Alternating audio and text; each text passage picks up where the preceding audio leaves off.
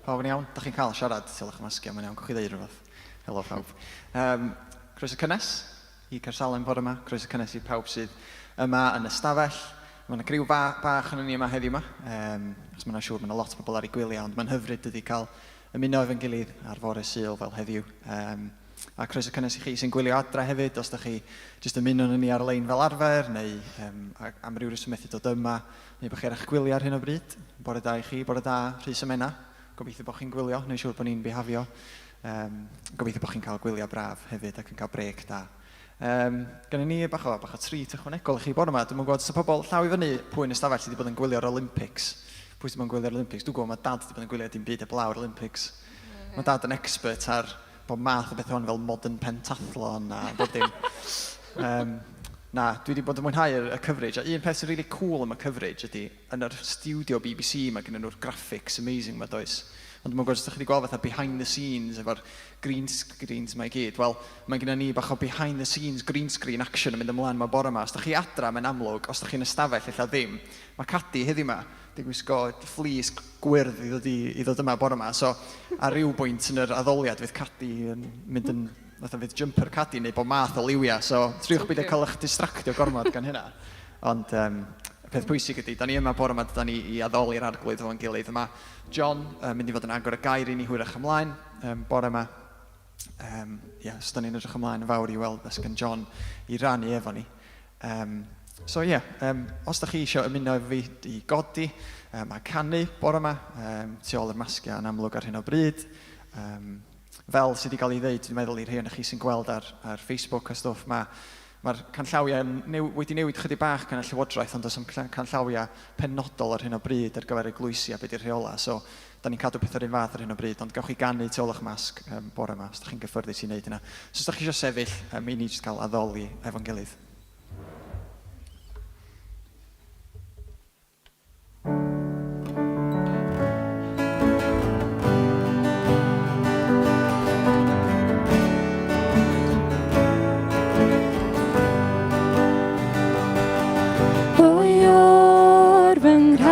Ag fy ngwaredwr, drysor mwyaf i fy naid sych. Fy niw i ti does neb yn debyg, yno ti unig mae mwynhad. Dyras ryddol I ni ei blamio, serchelaeth a chiwn arnyn, gwirionedd ffynon pob doethineb, fanged I ddiwedd a fy ngorau I.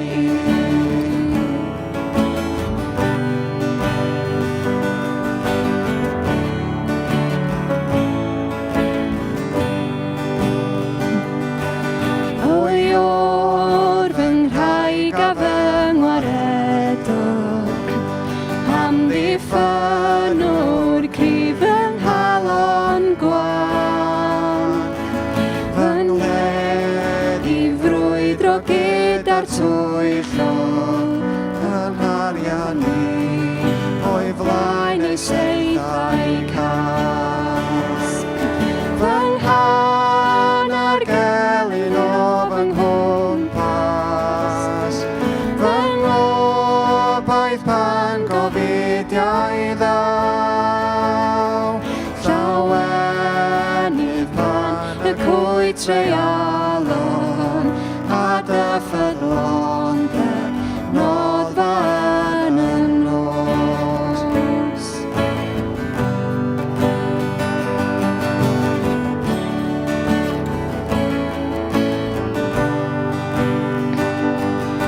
Pwy o'r fy ngwraig a fy ngwaredwr, prynwr graslon mywyd sydd ar chwal.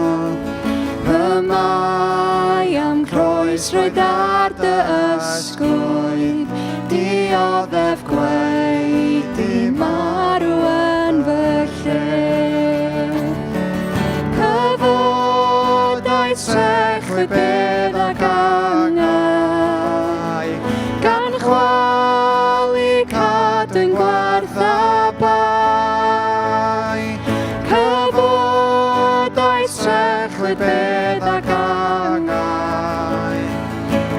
chwalu cadwyn gwartha bai.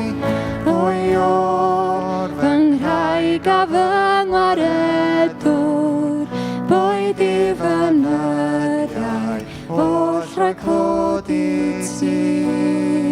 Boed I fy nyddiau o'r rhagodi ti.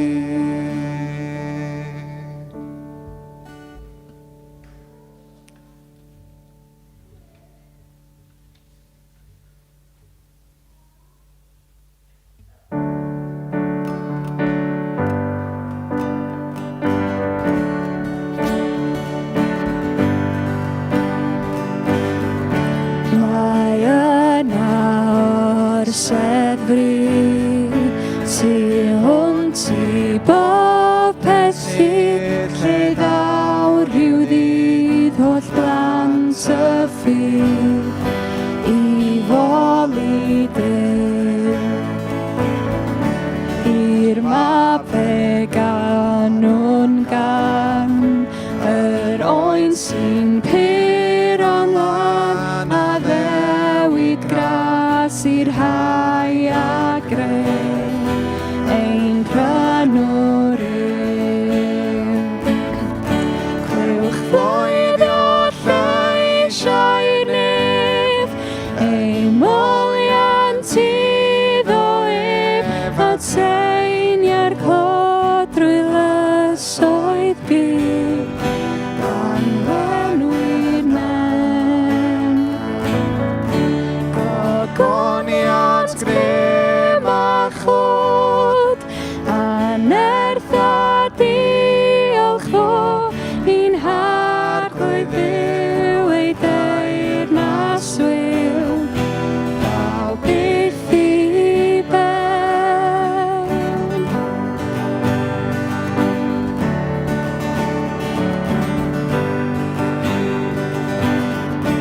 Ac ymgartref yw nawn, o'r flaen yr orsedd cawn ei anrhydeddu gyda chael, o galon wan.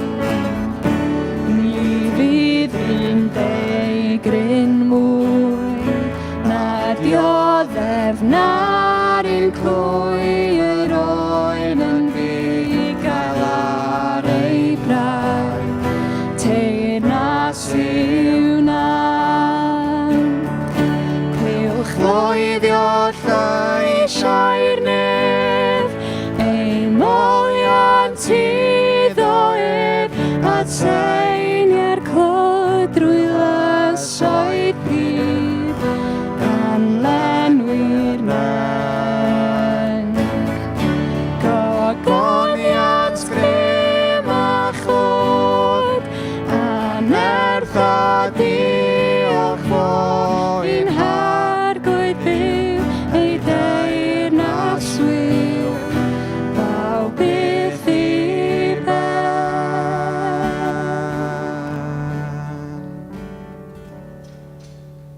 Amen. Os ydych chi eisiau eistedd am mynd yn bach.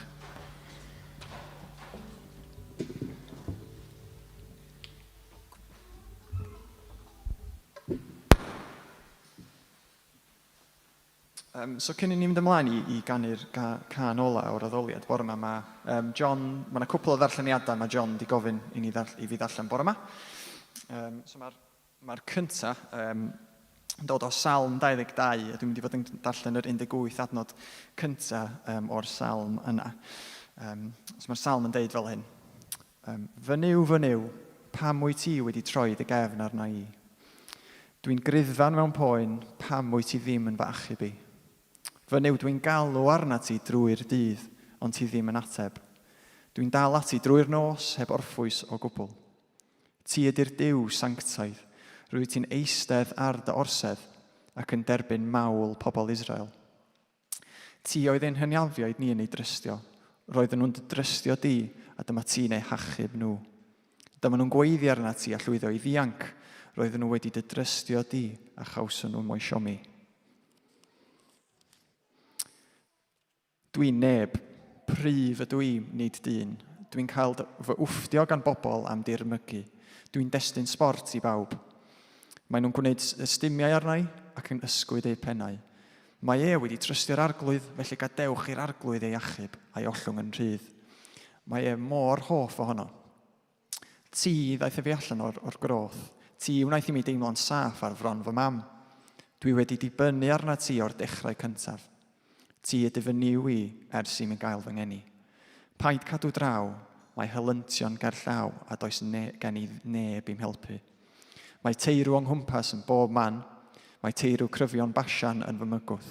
Mae nhw'n barod i'm llyncu fel llewod yn rhuo ac yn rhwygo ysglyfaeth. Dwi bron marw, mae fy esgyrn i gyd wedi dod o'i lle, ac mae fy nghalon yn wan. Fel cwyr yn toddi tu mewn i mi, mae fy egni wedi sychu fel potyn pridd. Mae fy nhafod wedi glynu dop fy ngheg, rwyt wedi fy rhoi i lwch marwolaeth.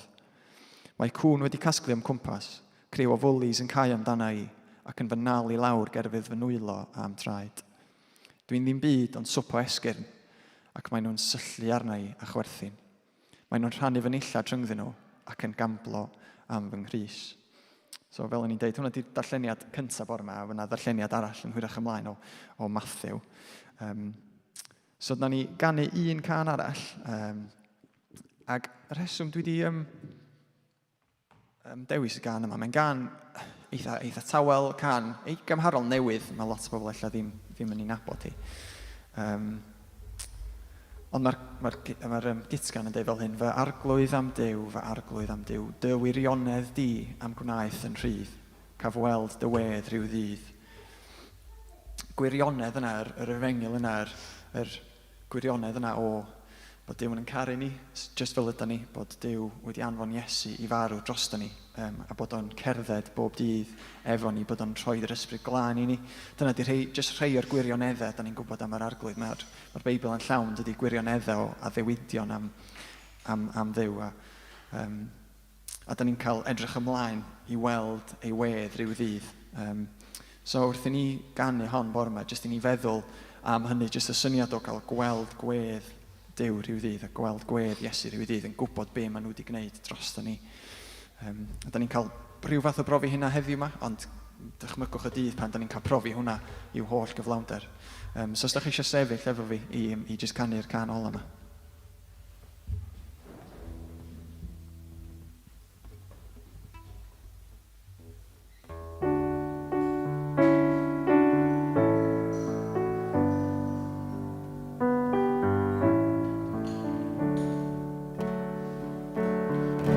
Derbyn fy niolch gwir am fy achub i.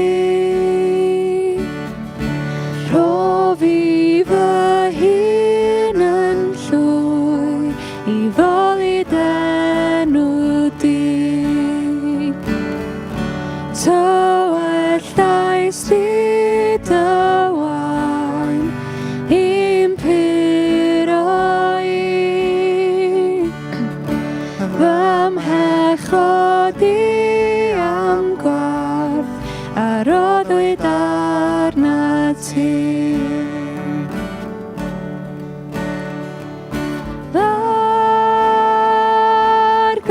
Arglwydd am Duw.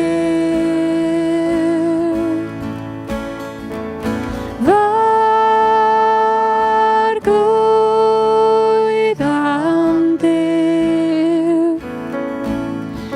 Dy wirionedd di am gwnaeth yn rhydd. Caf weld dy wedd rhyw ddydd.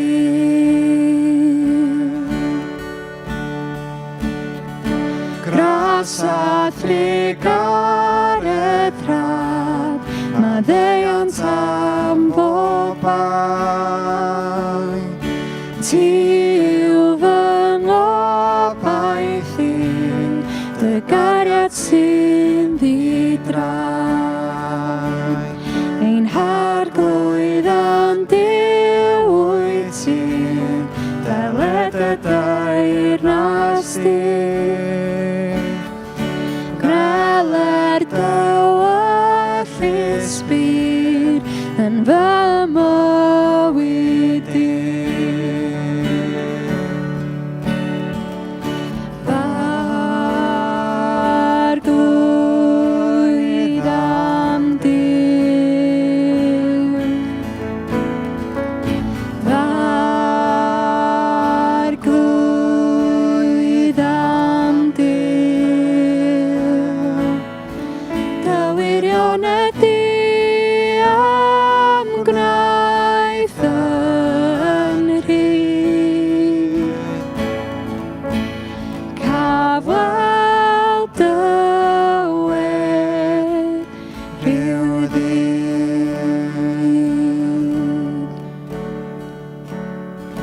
Derbyn fy niolch gwir am fy achub i.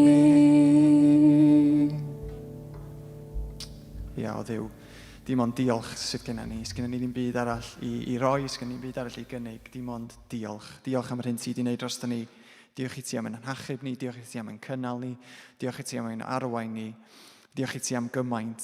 Mae dde ni bod ni mor barod i anghofio beth sgynnon ni fod yn ddiolchgar amdano fo. A mor hawdd yn cael yn distractio gan y byd o'n cwmpas ni a'n tynnu'n sylw ni arna ti. Ond Duw, da ni jyst yn deud, da ni jyst eisiau dod â diolch i ti bore yma. Da ni eisiau dod â diolch i ti Iesu bore yma. Da ni eisiau dod â diolch i ti Ysbryd Glân bore yma. Am yr hyn da chi wedi gwneud dros ni, ti wedi gwneud dros ni. Sgynnon ni'n byd arall i roi, so derbyn yn diolch ni am i ti fy achub i, am i ti'n achub ni. Duw, dwi'n gweddio ni wedi rhoi lawd y fendith ar gweddill yr Oedfa bore yma. Fyddi di'n siarad yn glir drwy John wrth iddo agor y gair yn hwyrach ymlaen i ni. Bydd o'n medru rhannu'r hyn sgyn ti ar ein cyfer ni bore yma. Ddim beth sgyn John ar ein cyfer ni, ond beth sgyn ti ar ein cyfer ni bore yma. Bydd yng nghanol y lle yma, llenwa'r lle yma, efo dy ysbryd di, fel bod na rhywbeth newydd yn tyfu yma bore yma. Diolch i ti am dy bresenoldeb hyd yn hyn. Diolch i ti am y ffordd ti'n arwain ni. Ac yn caru ni jyst fel ydyn ni. So ie, bydd yng nghanol bob dim. Da ni'n gweddio hyn yn hyderus, achos da ni'n gweddio hyn yn enw pwerus Iesu Grist. Amen. Amen. Os da chi eisiau cymryd set.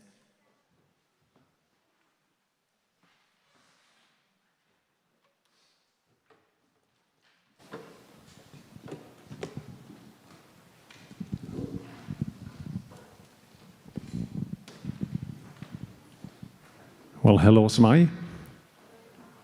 Pawb yn hapus bore yma? Ti'n hapus, Dafydd? Ydy, mae Dafydd yn hapus. Dych chi'n hapus yn y cefn? Da iawn, mae yna fodiau fyny yn y cefn ac yn y galeri hefyd, so neis gweld pawb bore yma. Fydd Rhodri dod nôl mewn munud, mae yna ddarlleniad arall i wneud cyn y bregaeth, ond chydig o gyhoeddiadau i ddechrau. I ddechrau cychwyn, fyddwch chi'n gweld y manylion ar y sgrin am y casgliad. Eto, dim swnio'n am arian dyn ni, ond os ydych chi eisiau rhoi, dyma ffordd i wneud. Mae yna blat hefyd yma ar ffordd allan os ydych chi yma ac eisiau rhannu. Dydd Sul nesaf, fydd Williams is in charge, fydd Mari yn siarad a fydd Martin yn arwain yr addoliad, so fydd hwnna yn neis. Jyst i sôn hefyd am Dydd Sul nesaf, dyn ni gyd wedi bod yn dilyn y newyddion wythnos yma ynglŷn â'r newid yn y rheoliadau yng Nghymru. Mi wnaethon ni roi neges allan ar Facebook. Trwy hwn i gyd, dyn ni wedi bod yn trio bod yn ofalus iawn, a dyn ni hefyd wedi bod yn trio dilyn canllawiau. A'r canllaw gan yr argymelliad gan Cytun, Eglwysi Ynghyd yng Nghymru ar gyfer Sul yma oedd gan bod y rhybydd wedi dod yn reit fyr, bod ni jyst yn sticio at be oedden ni'n neud ar gyfer heddiw, a wedyn ni'n disgwyl y bydd canllawiau newydd yn cael eu coeddi wythnos nesaf. A fel rhan o'r canllaw yna, fyddwn ni'n goffod ail edrych ar yn asesiad risg. So, fydd pethau probably yn edrych yn wahanol Sul nesaf, ond mi wnewn ni gyhoeddi hwnna a ffonio pobl y gadael i chi wybod. Ond dyn ni ddim yn gwybod yn iawn eto beth sy'n mynd i fod yn y canllawiau yna. So, dyn ni jyst eisiau amser i fod yn ofalus a wneud yn siŵr bod ni'n wneud y peth yn iawn. A hefyd, cofio, ar ôl blwyddyn a hanner mor rhyfedd, mae gwahanol bobl yn mynd i deimlo'n wahanol am hwn i gyd. Dydyn fydd rhai yn wrth i bodd a eisiau gwneud pob dim, a fydd rhai yn nerfus. So, i ni fod yn amyneddgar gyda'n gilydd hefyd, yn ystod yr adeg rhyfedd ac anodd yma, a diolch i Dduw am ein cynnal ni trwyddo fe i gyd. Wedyn, jyst 2 gyhoeddiad arall cyn i Rhodri ddod nôl i wneud y darlleniad. Yn amlwg, un o'r pethau dyn ni wedi methu bod yn wneud yn ystod cyfnod yma, di bedyddio a iwsio'r fedyddfan. Wel, wrth gwrs, dyn ni dal ddim yn gwybod beth sy'n mynd i ddigwydd efo rheolau fel yna, ond rwy falch i ddeud bod ni'n mynd i gael bedydd, ond fydd e ddim yma. Fydd e yn y môr yn Dinas Dinlle. Sean Gwyn, fi oedd yn pregethu yma rhyw fis yn ôl, Sean eisiau cael ei fedyddio. So, nos Wener ola mis Awst, gan obeithio fydd y tywydd yn braf, mae yna heatwave i fod, oes? Gewn ni weld, gan obeithio fydd y tywydd yn braf. Fydd y manylion llawn i ddilyn, ond fyddwn ni'n edrych ymlaen i hynny. A wedyn, jyst un coeddiad bach arall, chydig wythnosau nôl oedd Hannah yma, oedden ni'n diolchi Lowri am y gwaith arbennig mae Lowri wedi wneud yn ystod i cyfnod i fel intern yma Hannah yn dechrau gyda ni mis Medi. A jyst i'ch atgoffa chi, yn amlwg mae yna gostau ynglwm ag os ydych chi eisiau rhoi helpu at y costau yna trafodwch efo ni, neu os ewch chi ar yn gwefan ni, cyrsalem.com, reit ar y top ar y chwith, mae yna link i chi glicio arno fe i chi roi at y costau os ydych chi'n dymuno eto. Dyna ni. Dyna'r coeddiadau, wedyn Rhodri yn dod nôl i wneud darlleniad, dwi'n meddwl.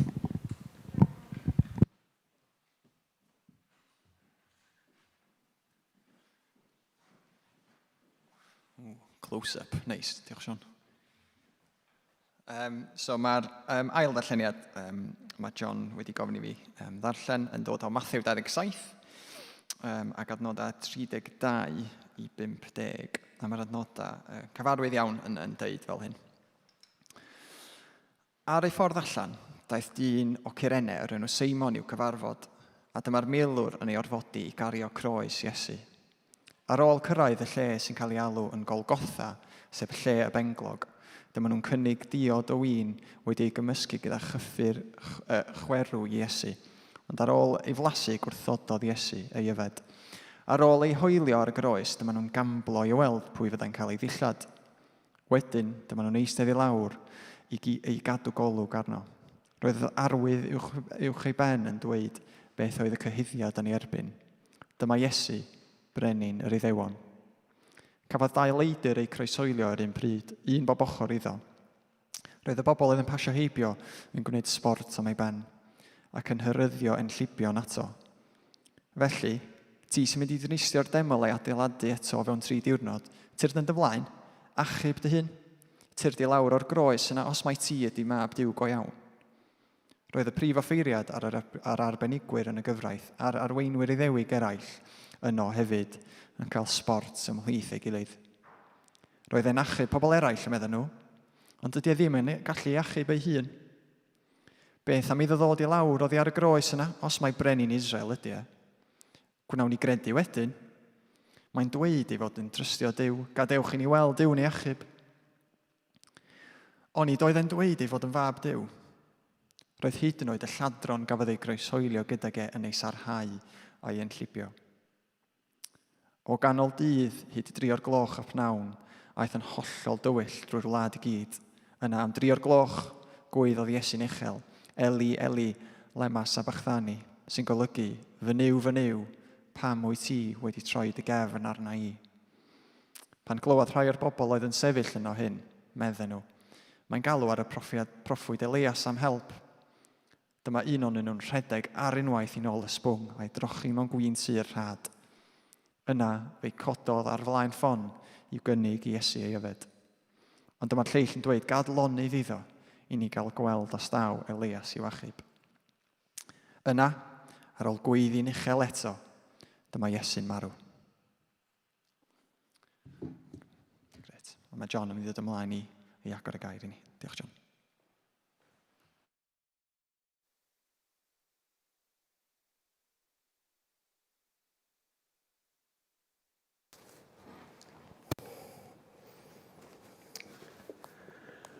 Wel, hoffwn i ddechrau wrth ddiolch yn fawr iawn i chi am y cyfle i bregethu y bore yma, i siarad tipyn bach am un o Gweddiau Iesu.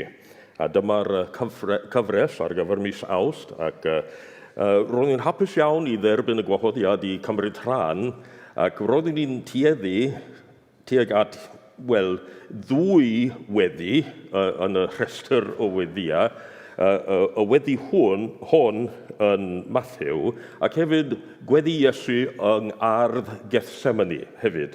Ond dwi wedi bod yn darllen trwy'r salmau yn ddiweddar, felly mae'r salmau ar fy meddwl am ryw reswm, ac y byddwn ni'n medru gweld y cysylltiad efo salmau a gweddi Iesu yma. Ac wrth gwrs, fel cyflwyniad a cyd-destun, hoffwn i rannu rhai bethau fel gwybodaeth mwyn i ni ddeall yn well beth sy'n digwydd yma yn y testun. Ac wrth gwrs, mae'r weddiau hyn yn cael ei ffeindio yn yr Efengyl yn ôl Matthew, penod 27 ac adnod 46. Yna am 3 o'r gloch gwaeddodd Iesu'n uchel, Eli, Eli lama sabachthani, sy'n golygu fy niw, pam wyt ti wedi troi dy gefn arna i. I mi, yn bersonol, ac i lawr ohono ni, dwi'n meddwl, mae'r weddi yma yn anodd.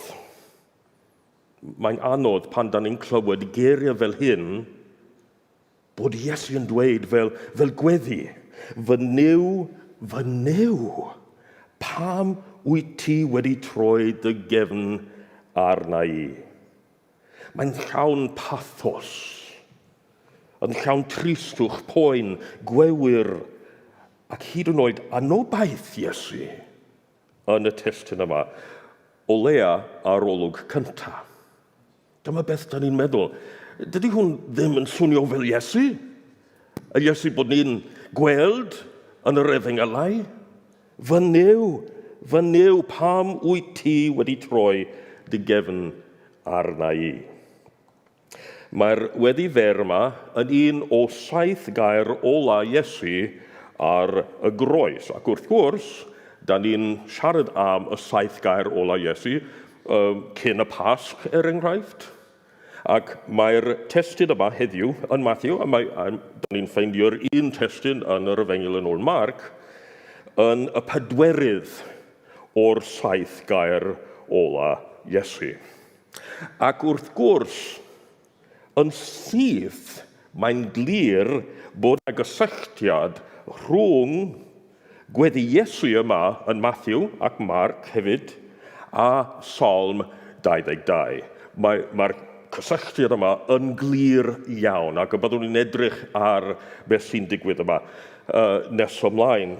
Ac wrth gwrs, mae'n y rai bobl sy'n credu a nath Iesu drio dweud yr holl salm pan mae'n dweud y weddi yma, Eli, Eli, lama sabachthani, sy'n golygu fy niw, pam wyt ti wedi troi dy gefn arna i. Mae'n y rai bobl sy'n credu wrth ddweud yr adnod gyntaf o'r salm, mae Iesu yn atgoffa pawb am yr holl salm. Doedd ddim angen iddo ddeud yr holl salm, oherwydd ar y pryd roedd pobl yn dysgu'r salmau, yn gweddïo'r salmau. Roedd yn gyfarwydd iddyn nhw. Mae'n just rhaid iddo fo ddechrau efo'r geiriau yma. Fy niw, pam wyt ti wedi troi dy gefn arna i. Wel, wrth ystyried Psalm 22 ac ei gysylltiad efo ein testun y weddi yma, yn ôl y salmau hyn, jyst i edrych ar rhai bethau fel cyd-destun, cyflwyniad, mae'n cael ei ysgrifennu gan Dafydd. Dyma beth mae'n dweud yn y gair. Mae arbenigwyr y Beibl yn tueddu cytuno bod yna 2 ran i'r salm yma. Adnodau 1 i adnod 22, 23, ac o adnod 22, 23, mae'n dibynnu, dydyn nhw ddim yn cytuno am bob dim am yr adnod yma, wel, o 22, 23 i ddiwedd y salm. Yn rhaddodiad Iddewig, dydyn nhw ddim yn siŵr am bwy mae'r salma yn sôn. Mae'n sôn am rywun, mae'n glir, am rywun sy'n dioddef, am rywun sy'n marw yma yn ein testun. Mae mwyafrif o bobl o draddodiad Iddewig yn credu bod y brenin Dafydd yn siarad amdano ei hun yma. Ac wrth gwrs, roedd gan Dafydd lawr broblemau efo gelynion. Ond, wel, dydy popeth yn y Salm yma ddim yn hollol addas i beth da ni'n gwybod am fywyd Dafydd. Dydy popeth ddim quite yn ffitio efo hanes Dafydd.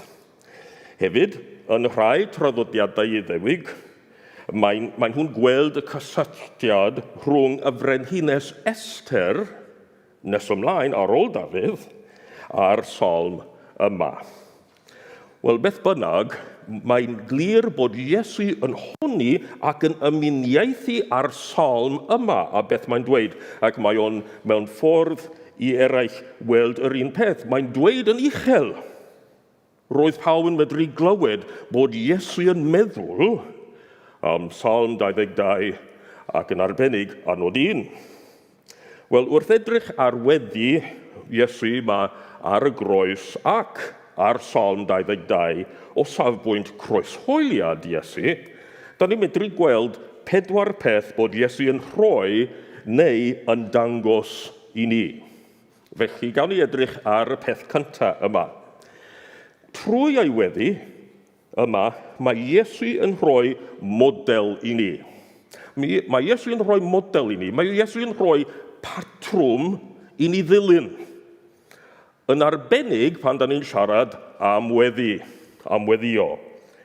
Yn gyntaf, mae Iesu yn modelu pwysigrwydd a nerth gweddio'r ysgrythur. Yn arbennig y Salmau.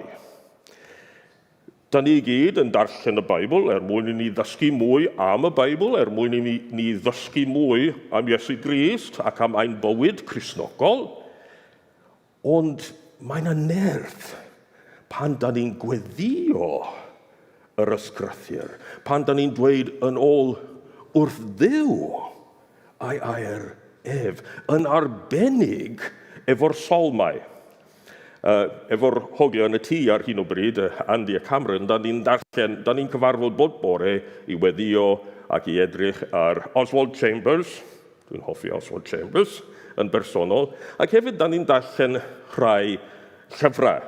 Ac ar hyn o bryd, da ni'n darllen efo'n gilydd Life Together gan Dietrich Bonhoeffer, little light reading ar gyfer y hogia bob dydd, a da ni'n trafod y peth unwaith yr wythnos. Ond mae Bonhoeffer yn siarad llawer am bwysigrwydd gweddio y Salmau. Ddim ond yn breifat ar ein pennau'n hunain, ond fel cymuned ffydd hefyd. Felly mae Iesu yn dangos i ni beth mae'n golygu i weddio'r Salmau. Mae'n defnyddio'r Salmau yma fel gweddi. Ac hefyd, mae Iesu yn modelu rhywbeth arall. Mae Iesu yn modelu pwysigrwydd gonestrwydd mewn gweddi. Weithiau yn ein gweddiau ni, da ni ddim yn onest iawn. Da ni'n gweddio fel da ni'n credu bod ni'n medru cuddio rhywbeth. A da ni'n anghofio bod Duw yn gwybod pob peth. Mae'n amhosib i ni guddio dim byd, felly mae'n well i ni fod yn onest. Mae Iesu yn mynd trwy profiad ofnadwy. A mae ei weddi yn onest. A mae'n rhaid i ni weddio yn onest. Pan da ni ddim yn deall beth sy'n digwydd, da ni'n medru gweddio, da ni'n medru siarad efo Duw ac yn dweud, dwi ddim yn deall beth sy'n digwydd, mae angen help. Helpa fi o Dduw.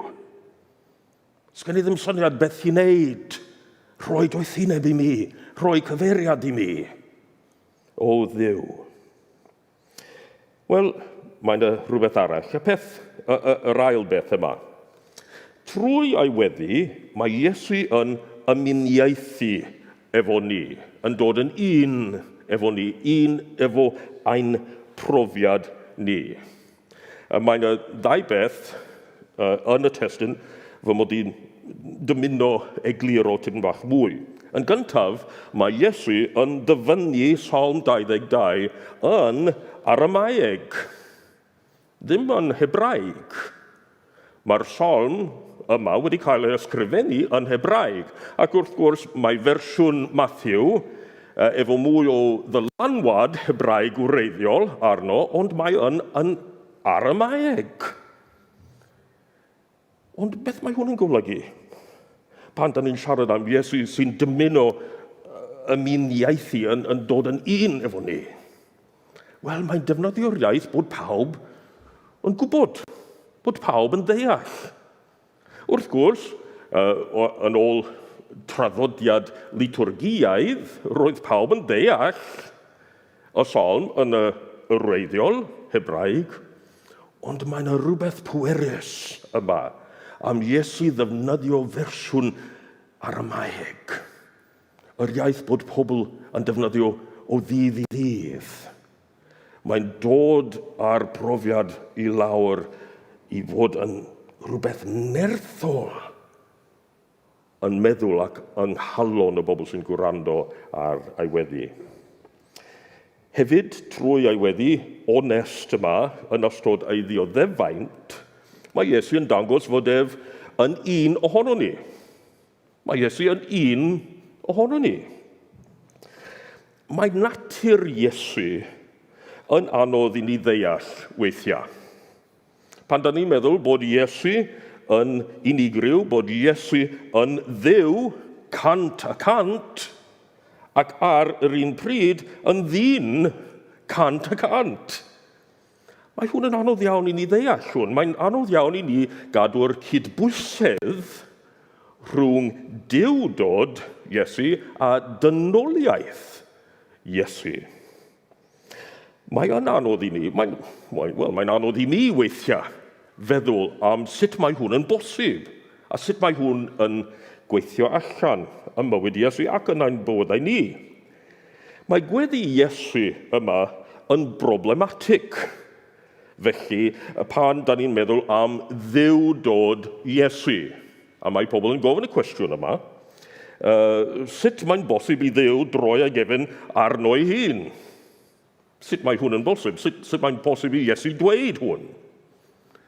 Wel, yn draddodiadol, yn draddodiad Cristnogol Efengelaidd, da ni'n delio efo'r broblem yma wrth egluro bod Iesu ar y groes yn derbyn pechodau'r byd arno ei hun.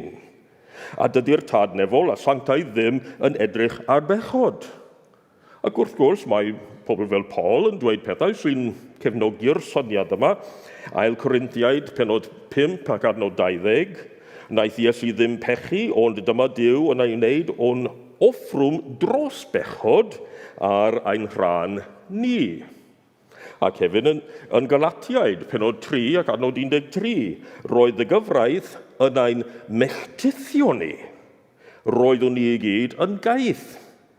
Ond wedyn, daeth y Meseia a thalu'r pris i'n gollwng ni'n rhydd. Cafodd o ei felltithio yn ein lle ni. Fel mae'r ysgrifau sanctaidd yn dweud, mae pawb sy'n cael ei crogi ar bren wedi melltithio. Ond beth bynnag bod ni'n credu am ystyr weddi hon o safbwynt duwdod Iesu, hoffwn ni droi at natur ddynol Iesu yma yn y testun. Mae'n rhaid i ni gofio bod Iesu yn mynd trwy wewyr y croeshoeliad, fel bod dynol, fel person, fel un ohono ni. Naeth Iesu deimlo'r un poen, fel unrhyw un ohono ni sy'n cael yr un profiad, croeshoelio. Mae'n teimlo'r un dioddefaint, fel unrhyw un ohono ni, yr un wewyr, fel unrhyw un ohono ni. A dwi'n siŵr os baswn ni'n mynd trwy'r un profiad, baswn ni'n gofyn cwestiynau. O Dduw, lle wyt ti? A mae Iesu yn ei ddynoliaeth yn dweud y peth sy'n naturiol i ni ddweud yn yr un lle. yn yr un profiad. Mae'n ymuno â ni, mae'n uniaethu efo ni yn y weddi yma. A da ni'n cyrraedd y trydydd peth yma. Trwy ei weddi, mae Iesu yn calonogi a chysuro ni. Mae'n rhoi anogaeth i ni. Ac wrth gwrs, mae hwn yn anodd iawn i ni gredu ar olwg cyntaf, sut mae hwn yn bosib.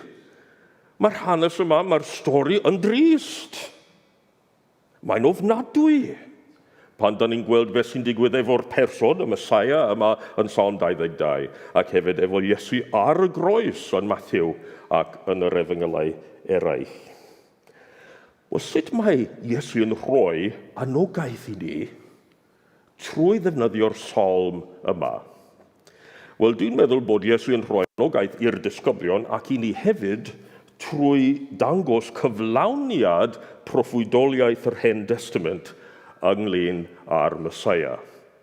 Wrth ddweud y psalm yma, ac wrth gwrs, hyd yn oed efo'r adnod cyntaf, mae bobl yn meddwl am yr holl psalm. Ac mae'n dechrau gwneud beth da ni'n dweud, connect the dots. Rhwng beth da ni'n ffeindio yn yr Hen Testament, beth sy'n digwydd ar hyn o bryd. Ac wrth gwrs, doedd y disgyblion ddim yn deall yn llwyr beth sy'n digwydd. Hyd yn oed, nath Iesu siarad sawl gwaith am ei farwolaeth ac am ei atgyfodiad. Dydyn nhw ddim yn gweld beth sy'n digwydd. Dydyn nhw ddim yn medru connect the dots eto.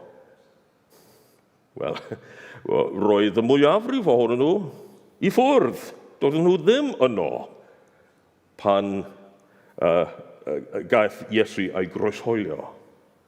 Dim ond Iowan, Mair ei fam, ac rhai o'r merched. Dwi'n hoffi ffyddlondeb y merched yma. Mae'n nhw efo Iesu yn y diwedd ei fywyd, ac y personau cyntaf efo'r atgyfoddiad. Felly bydd rhaid i gymryd tipyn o amser i gyrraedd i ddisgyblion eraill beth sy'n digwydd ar y groes yma, yr hanes yma. Ond efo cysylltiad efo Psalm 22, da ni'n medru gweld rhai bethau, y cyflawniad proffwydoliaeth yn yr Hen Testament. A dwi'n siarad dim ond am rhai bethau. Yn gyntaf, yn yr Testament Newydd, yn Matthew 27 ac adnod 46, mae'n dweud, yna am 3 o'r gloch, gweiddodd Iesu'n uchel Eli lama sfachtani, sy'n golygu fy niw, pam wyt ti wedi troi dy gefn arna i.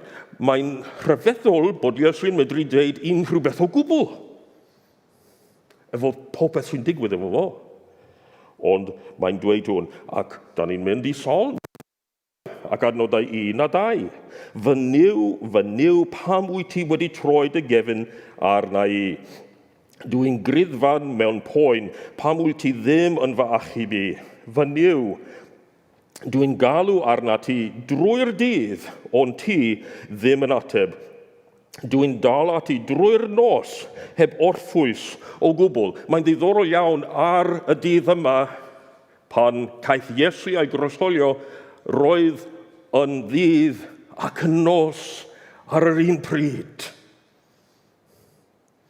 A da ni'n medru gweld cyflawniad Psalm 22 a nodau yma yng nghroeshoeliad Iesu Grist. Yr ail beth yn y Testament Newydd, da ni'n darllen Matthew, penod 27 ac adnod 39.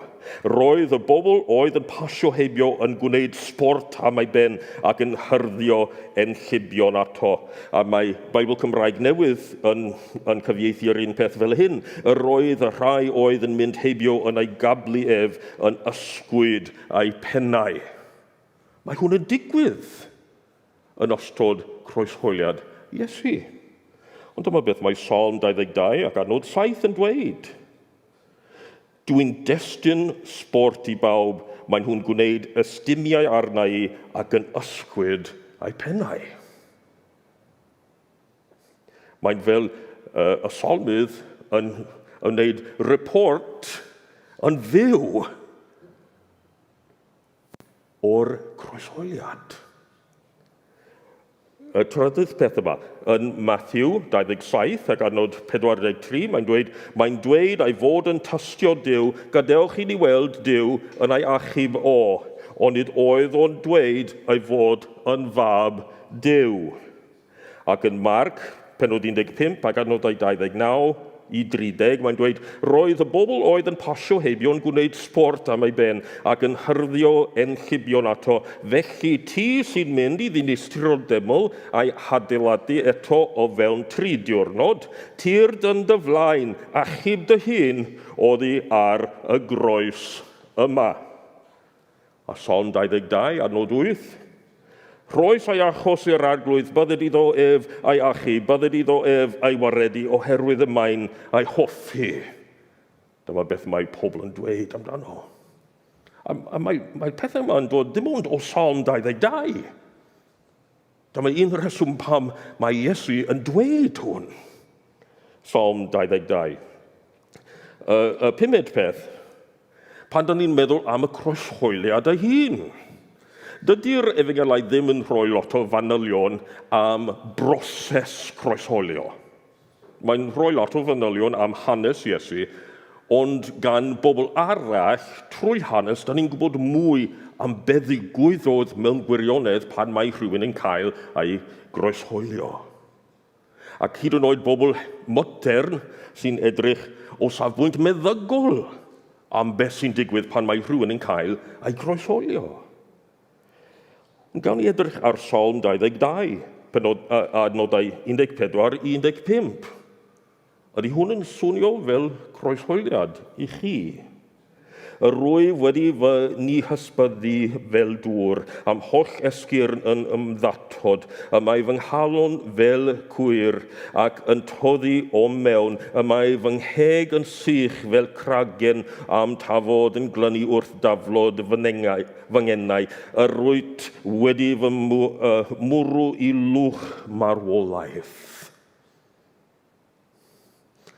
Mae'n swnio am beth da ni'n gweld yng nghroeshoeliad Iesu. Y chweched peth, da ni'n troi unwaith eto i'r Testament Newydd. Yn yr Efengyl yn ôl Ioan, penod 19, adnod 34, mae'n dweud, dyma un o'r milwyr yn trywanu Iesu yn ei ochr gyda gwawr ffon, a dyma ddŵr a gwaed yn llifo allan. Ac nes ymlaen yn adnod 37, ac fel mae'n dweud yn rhywle arall, bydda'n hwn edrych ar y un mae'n hw wedi drywanu.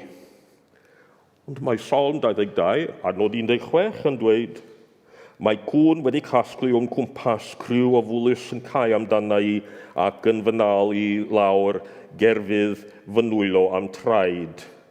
Ac mae Beibl Cymraeg Newydd yn cyfieithu'r un peth fel hyn. Y mae cwn o'm hamgylch haid o ddihirod yn cael amdanaf. Y maent yn trywanu fy nwylo am traed. A da ni'n medru gweld yr un peth efo Zechariah, y proffwyd Zechariah, penod 12, adnod 10. Byddai'n tywallt ar deulu brenhinol Dafydd a phobl Jerusalem a wydd i brofi heilion i Duw a'i faddeuant wrth edrych arna i yr un mae'n hwn wedi drywanu. A dyma beth mae Ioan yn sôn amdano nes ymlaen. Y seithfed peth efo proffwydoliaeth yma. Yn y Testament Newydd, da ni'n gweld yn Matthew 27 ac adnod 35. Ar ôl ei hoelio ar y groes, dyma'n hwn gamlo i weld pwy fyddai'n cael ei ddillad. A mae hwn yn cael ei dangos ym mhob un o'r 4 Efengyl. Yn Matthew, Marc, Luc a Ioan. A Psalm 22, adnod 18, mae'n hwn rhannu fy nillad rhyngddyn nhw ac yn gamlo am fy nghrys. Ac yn Ioan 19, unwaith eto, ac adnodau 23 i 24. Pam wnaeth y milwyr groeshoelio Iesu, dyma'n hwn cymryd ei ddillad a'i rhannu rhwng y 4 ohonyn nhw. Ond roedd ei grys oedd un darn o frethyn o'r top i'r gwaelod. Felly dyma nhw'n dweud, ddylen ni ddim rhwygo hwn, gadewch i ni gamblo amdano digwyddodd hyn mwyn i'r ysgrifau sanctaidd ddod yn wir, mae nhw wedi rhannu fy nillad rhyngddyn nhw a gamblo am fy nghrys. Psalm 22, a croeshoeliad Iesu. Ac wrth gwrs, mae'n y sceptigiaid sy'n dweud, nath Dafydd ddim ysgrifennu'r salma. Mae'r salma yn hwyr. Hynny yw, mae rhywun wedi ysgrifennu'r salma ar ôl y croeshoeliad. Wel, mae hwn yn anodd i gredu, achos bod ni'n ffeindio fersiwn Psalm 22 yn ysgrolia'r môr marw, canrif cyn genedigaeth Iesu. Felly mae hwn yn wir. Trwy'r Hen Testament, da ni'n medru gweld Iesu tro ar ôl tro. Wel, da ni'n cyrraedd y peth ola yma. Trwy ei weddi, mae Iesu yn rhoi addewid i ni. Gawn ni droi yn ôl at Psalm 22. Ac unwaith eto, mae bobl sy'n clywed geiriau Iesu yn meddwl am y psalm yma, siŵr o fod. Gawn ni droi yn ôl at Psalm 22 i weld addewid buddigoliaeth. Yn y psalm, yn arbennig buddigoliaeth a'i atgyfodiad. Mae rhan gyntaf y psalm yn sôn am rywun sy'n dioddef, am rywun sy'n marw.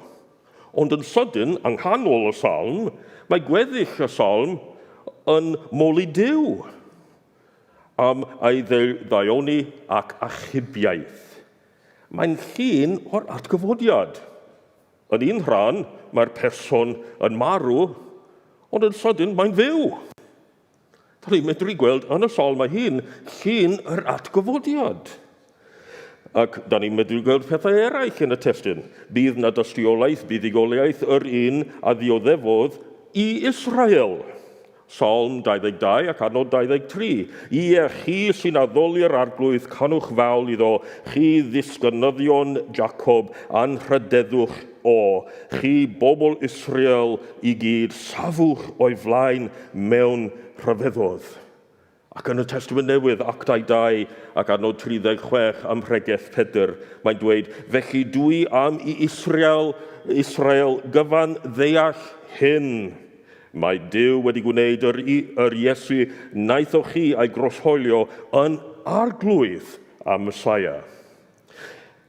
Bydd na dystiolaeth buddigoliaeth yr un a ddioddefodd i'r cenhedloedd hefyd. Psalm 22 ac adnod 27 a 28. Bydd pobl drwy'r byd i gyd yn gwrando ac yn troi at yr arglwydd. Bydd pobl y gwledydd i gyd yn ei addoli. A mae'r arglwydd ydy'r brenin, fe sy'n ternasu dros y cenhedloedd. Ac yn y Testament Newydd, da ni'n gweld yn Actau 26 ac adnodau 22 i 23. Ond mae Duw wedi edrych ar fy ôl i hyd heddiw, a dyna sut dwi'n dal yma i rannu'r neges gyda phawb yn fach a mawr. Dwi'n dweud, dim byd mwy na beth ddywedodd y proffwydi a Moses fyddai'n digwydd, sef y byddai'r Mesaia yn dioddef, ac mae fe fyddai'r cyntaf i ddod yn ôl yn fyw oddi wrth y merw, yn oleuni i Iddewon a phobl o genhedloedd eraill. Ac yn ola, da ni'n medru gweld buddigoliaeth yn gyflawn ac yn berffaith yn beth sy'n digwydd yma.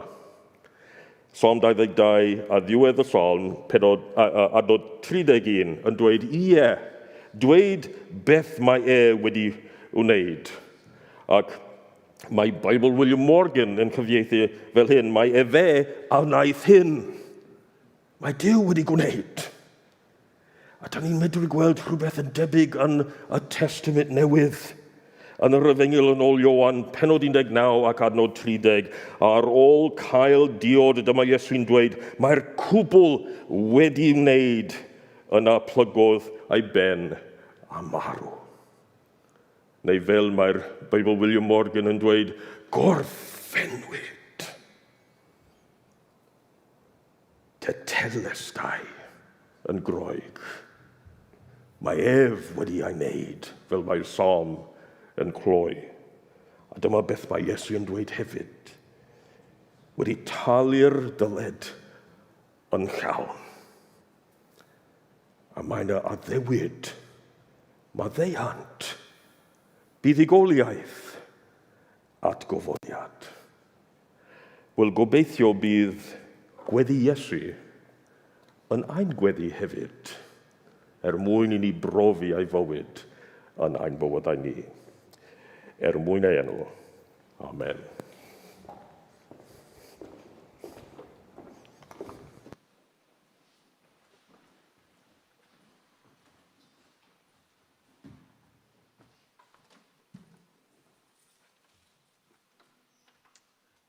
Diolch yn fawr iawn, John. Fel o'n i dweud ar y dechrau, pan o'n i'n neud darlleniadau cyfarwydd iawn i ni gyd, ond mae mor bwysig dydy bod ni'n wastad yn dod â hyn yn nôl at y groes. Ac da ni'n mynd i gannu mewn ymateb i hynna rwan. Ond John yn sôn ar y diwedd am yr addewid na o fuddugoliaeth sydd ar yn cyfar ni. A da ni'n amlwg ochr arall pethau rwan. Da ni wedi gweld y fuddugoliaeth na yn cymryd lle efo Iesu yn atgyfodi ar y trydydd dydd, a eto can cyfarwydd iawn i bobl, ond yn y trydydd pennill, mae'n deud y geiriau hyn, yng nghroth y bedd claddwyd y gwir, so ni'n sôn am gwirionedd yn gynharach, claddwyd y gwir, goleini'r byd mewn beddrod di, ffrwydrodd o'r bedd daeth gwawrddydd glir, a'r atgyfodiad Iesu cry. A'i goncwest ef yw'n conquest ni, rwy'n eiddo i Grist, mae'n eiddo i mi. Ni does gan angau golyn mwy, frem prynwyd trwy ei werthfawr waed. Os da chi eisiau sefyll i ni gael ymateb o canu hynaf yn gilydd.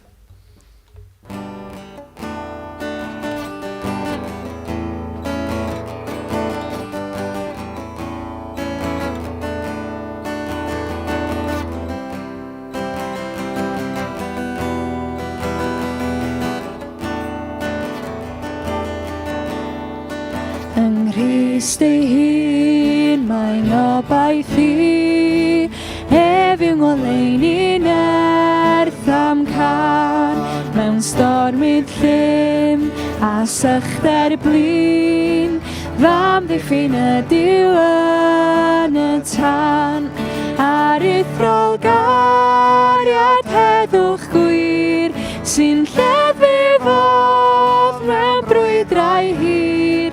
Mi ddanydd yw fy ngobaith oll, safaf am byth yng nghariad Crist.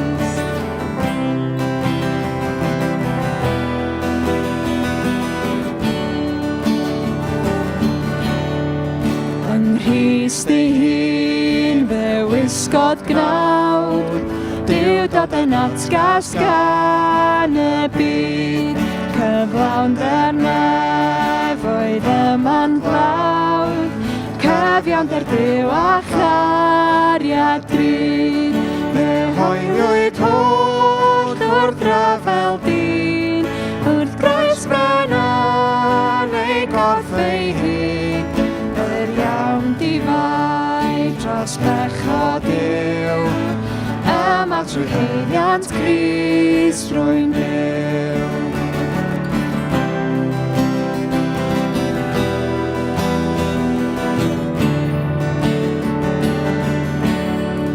Yng nghroth y bedd claddwyd y gwir, goleuni'r byd mewn beddrod di, ffrwydrodd o'r bedd daeth Iesu glir, a'r atgyfodiad Iesu cry. Ei goncwest ef yw'n conquest i, rwy'n eiddo i Grist, mae'n eiddo i mi. Ni does gan angau golyn mwy, ddim prynwyd trwy ei werthfawr waed.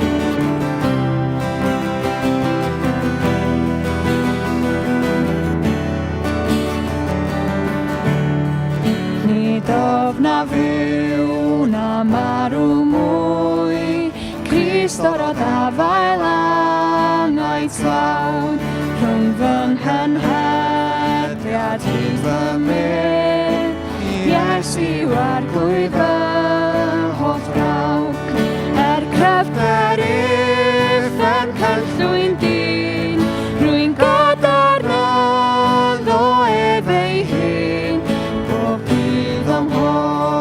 sydd nes y daw, safaf am byth trwy allu Crist. Cryfder uwch Cellwyn dyn, rwy'n godlarydd o ef ei hun, bob dydd o'n hwy sydd nes y daw, safaf am byth trwy allu